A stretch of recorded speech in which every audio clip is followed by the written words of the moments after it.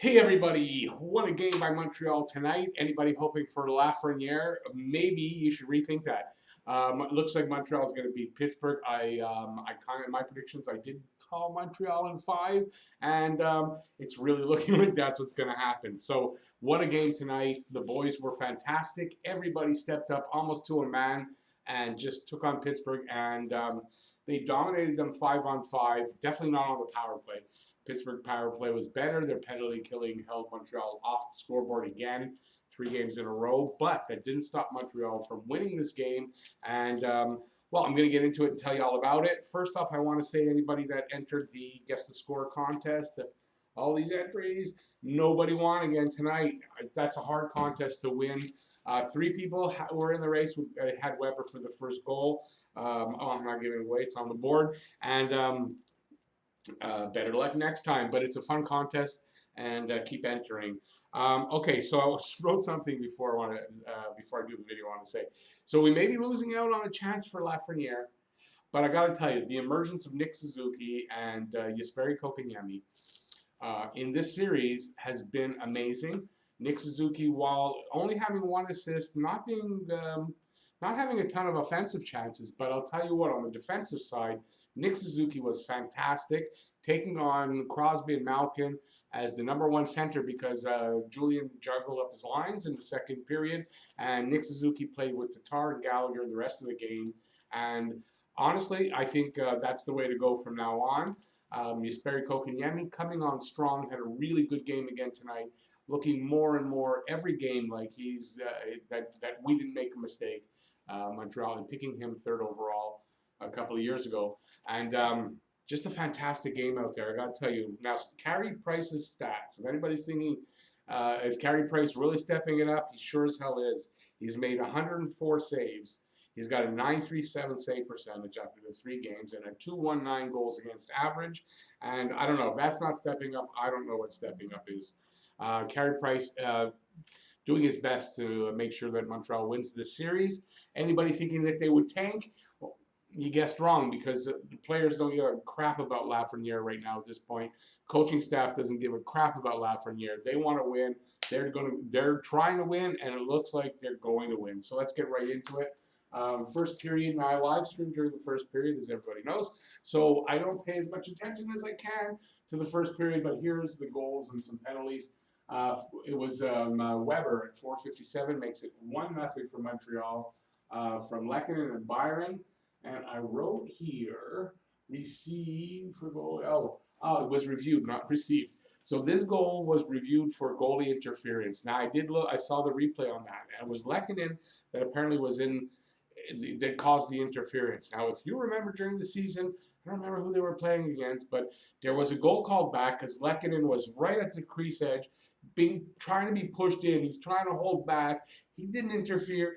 They called that goalie interference. This one, he slid into the crease. Actually, it could have been goalie interference, and it was worse than that other one, and they didn't call it goalie interference. Surprised the hell out of me. So I don't know if they know what goalie interference is. I sure don't know anymore at this point. Okay, so I don't Pittsburgh. I don't remember who on Pittsburgh. They get a delay of game penalty right at the same time as the goal. So not only does Montreal, oh, I know what it was. Montreal gets the goal. It was challenged, and the challenge was wrong. So that's a penalty automatically at Pittsburgh. That's what it was. 7:41. Sherratt gets a slashing penalty on Crosby, which results in this 1-1 tie. Hornquist gets his first goal from Malkin, who gets his first assist, and Crosby. Also right there, Weber, there was some confusion because I remember seeing, I didn't hear what was going on, but I saw it, and Weber was confused at what was going on, and he ended up getting a penalty on that play as well for cross-checking Hornquist. So that results in this was a power play goal, by the way. That results in 2-1 at 9:39. Zucker gets his second goal from Rustin Malkin. Power play goal. I didn't really see that one, so I can't really tell you. 1952, Connor Sheary takes a tripping penalty on Kulak, which goes off to the other period, but they don't score on it. Shots on goal that period: 14 for Montreal, 11 for I want to say Philadelphia. for Pittsburgh. Power plays, Montreal 0 for 2. Pittsburgh, the opposite, 2 for 2. Second period, lots of stuff happened in the second. Early on, there's a block shot in the neutral zone by Gallagher. Really nice block shot too. Galley, I think it was a Malkin shot, or he tries to clear the puck out of the zone. Galley gets down on his knee with the stick and he blocks it, goes back into the zone, and they get a nice chance on it. Suzuki gets a nice shot on that. Line changes. So at that point, Julian juggles up the lines. Suzuki's between Tatar and Galley. Deneau's with Byron and Lehkonen. Armia's with Drouin and KK, and Weiss and Evans and Domi. So at the beginning of the game, like when I was live streaming, we thought there was no line changes at all. Julian had kind of promised some line changes, and we thought, there's nothing. But, I didn't realize Jake Evans was added. They took Wheel out of the game, out of the lineup, and they put Jake Evans in, who was later, I think in that period, I don't know if I marked it down here, but he gets a really hard check into the boards from Tanev, who's skating kind of by him and out of the zone. And he wasn't right up against the boards. There was a little bit of separation there. And Evans' face gets hit hard into the glass. He was lying on the ice. You could see he was kind of disoriented, kind of like his bell got rung. They took him off the ice. He was kind of shaky on his feet, but they now said he wouldn't be coming back. So could be a concussion there. I don't mean to laugh because it's not really funny. Just how shaky he was on his feet. But seriously, he could have a concussion. He definitely took out. That's what you call getting your bell rung. Sherratt and Gensel mix it up in the corner. Nothing really comes of that. Just it looked like it might start getting chippy, like it was the previous game. But then Bluger makes it 3-1 at 5:34. Excuse me. The assist to go to Aston Reese and Tanev. I'm trying to remember that goal. There's if I'm correct, like Bluger kind of knocks it in. He has to be kind of like a Gallagher goal. So there was some passing around, shots at the net, and Bluger's kind of the trailer on the play, and he gets in and kind of punches it into the net. That's what I remember. 7-11, Marino takes a holding call on Armia at 10-13, so after the power play, Drouin gets his first. Finally, Drouin. Everybody's been calling it. So many people thought Drouin's going to get 2-3 goals tonight. He was better. He got a goal. He was a little better, but I don't think he was all the way better that what we were expecting to see. But Drouin gets his first from Sherratt and Weber. I can't really remember that goal for some reason. So the pace is really fast and furious at this point. The Habs are back in it, 3-2. They were kind of out of it there. They almost looked like they were down and they were kind of out of it, but this brought them all the way back. That was at 10-13, so halfway through the game basically at this point. At 13:45, Malkin takes a tripping call. Then on that call, I believe, anyways, Deneau tips a puck off the post on the power play. Really close, and if I'm correct, let me see here if I got that. I think it was that kind of pinball, that pinball. He takes a shot, it bounces, bounce, and off the post, the crossbar. Or is that somewhere else? Because I might have written that. That's over there. So excuse me, that's not this one. But Deneau tips a puck off the post. They hit a couple of posts tonight. At 15:50, Byron makes it 3-3. With a second goal from Suzuki and Weber. Let me see if I wrote that. It's a wraparound. Yeah, that's the wraparound. So Byron gets the puck behind the net. He comes around, tries to wrap it around. Murray makes the save, but as he's right after the save, the puck is right at the line too. His pad drops back behind the line, and Byron taps it in from there. But I actually think the puck, because his pad fell back, I think the puck's momentum crossed the line anyway before he tapped it in. I'm not positive on that, but he taps it in at least for a second, the second effort, and he gets the goal. So tied up now. Here's a game that I thought might have been out of reach at that point. Now we're tied up. It's a whole new game. Suzuki blocked a pass in the defensive zone, clears the puck with 5 seconds left in the period. So really nice play, and it's something. Did I touch on that? Suzuki really had a great defensive game tonight. So it's a good comeback by Montreal to tie it up. Shots on goal, Montreal 11, Pittsburgh 13. Power plays, Montreal 0 for 5 at this point, or not for the. I don't know why I wrote 0 for 5. I think that's for the game. Pittsburgh 2 for 3. So I don't forget my power plays. They're wrong. I don't know what I was thinking. Third period, 3:14. Aston Reese for roughing on Domi. I'm trying to remember. Somebody hit him. He was going to his bench. He got hit by, I want to say maybe Weber or Weiss, and he didn't see it. So when he turned around, Domi was there. He jumped on Domi, roughed him a little bit, and he got called for it. And I think Domi was laughing about that, like, "Hey, let's draw a penalty. Why not?" So Armia takes a shot. This is the pinball one. He's at the left circle. He takes it like at the top of the circle. He takes a shot, bounces off a player, hits Murray in the net, in the shoulder, and hits the top post. And I thought it looked like it went in. It really did. Even the announcer said it looks like it hit the camera in the back of the net, but it didn't, because you see the replay from the side of the net and you see it hit the crossbar. So really, I thought they had scored really. Let's see now, KK. I think right after that, as a matter of fact, behind the net, there's a scrum. KK's in there, and he starts to throw punches, but it gets calmed down really quickly. I don't believe there were any penalties on that. But another fight for KK. He had one early in the season, sticking up for somebody. And then the big goal. Petrie gets his second from Sheraton Dano to go ahead 4-3. Petrie was he has the puck at the side of the net on the left side, coming down, so the left wing, and he's there, and there's a guy at the net. I don't remember who it was, and he's stick handling the puck, being very patient with it. So he's kind of standing there. I don't know why no one's hitting him.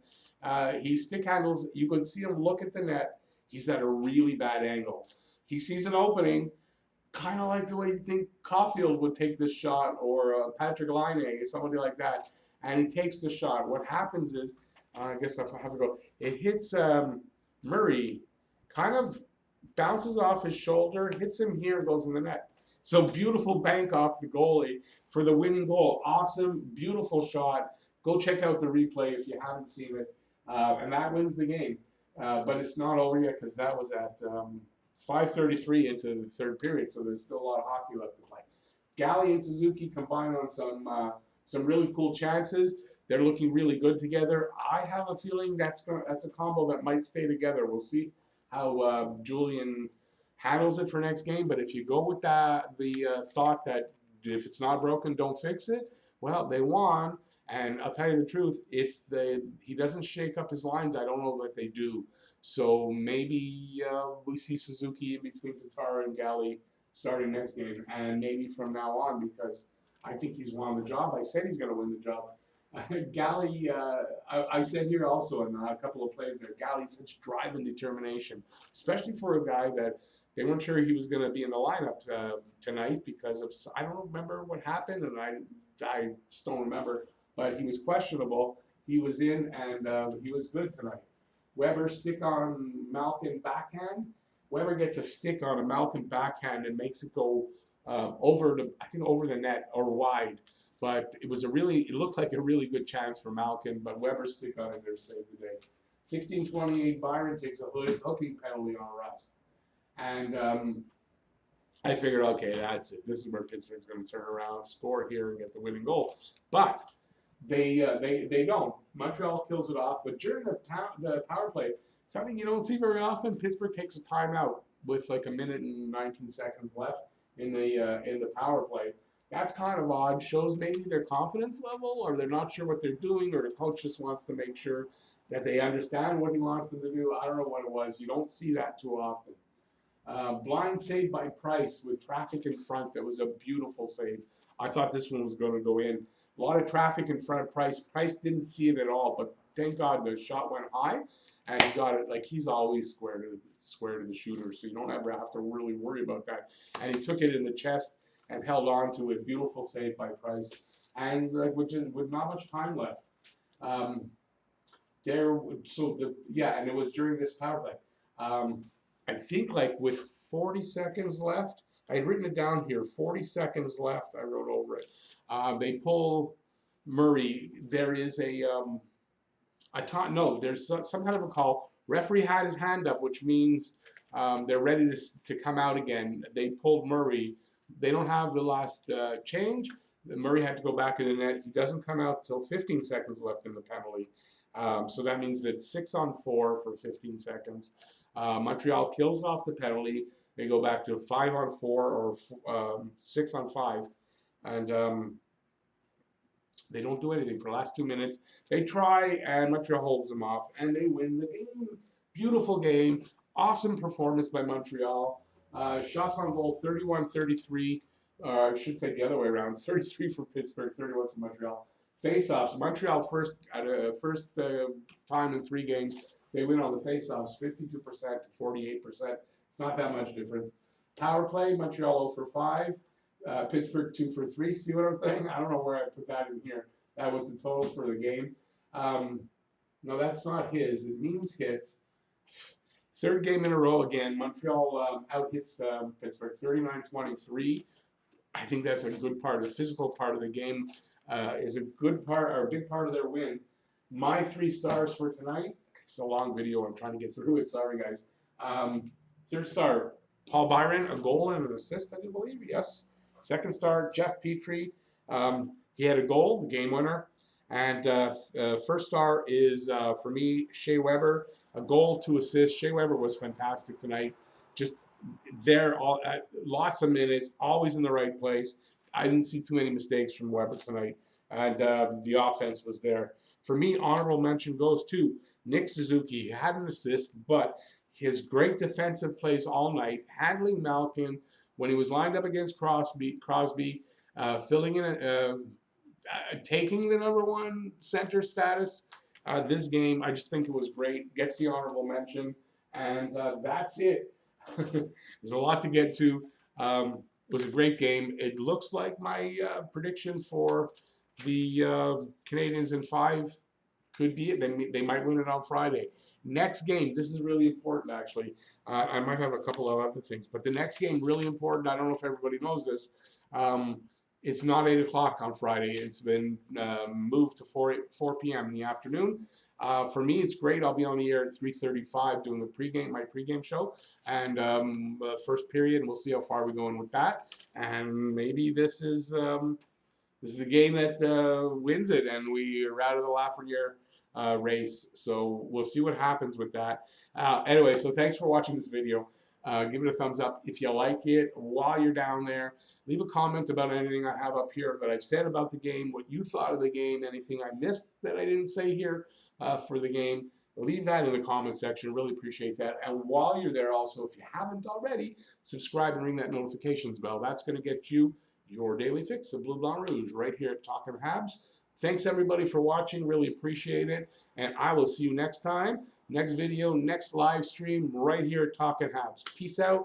See you then. Bye-bye, y'all.